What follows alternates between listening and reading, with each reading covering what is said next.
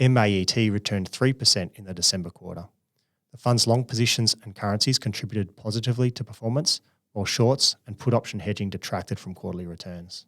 The fund performed well during the quarter. However, volatility picked up in late November when a new COVID variant, Omicron, emerged, putting pressure on the outlook for the economy. The other key event centred around the US Federal Reserve, with Jerome Powell being renominated for another term. Shortly afterwards, he pivoted more hawkish and flagged an early end to tapering and the potential for 3 rate hikes in 2022.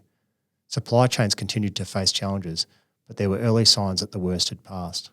From a stock attribution perspective for the quarter, positive contributions came from high-performance computing companies NVIDIA and AMD, as well as climate company onsemi. Detractors for the quarter included PayPal and Vestas Wind Systems. We remain constructive equity markets as we enter 2022. As we look forward, there is an abnormally large number of cross-currents that have the potential to temporarily disrupt asset markets. Despite the unknowns, there are a couple of trends that we now consider reasonably clear.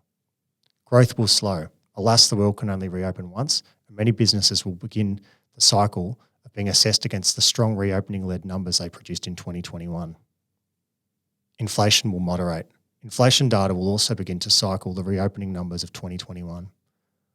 While this is unlikely to be apparent during the first half of 2022, as the year progresses and supply chains normalise, we expect the data to improve, and ultimately taking the pressure off near-term interest rates. Long-term interest rates will stay low. While pressure on interest rates is likely to continue in the short term as the Federal Reserve looks to normalise its policy settings, elevated debt levels mean that long-term rates are likely to remain low and ultimately supportive of asset prices.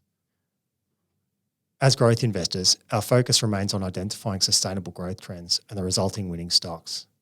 Our job in 2022, like it has been every year, is to find these winners and manage them to the best financial outcome as the structural trends play out.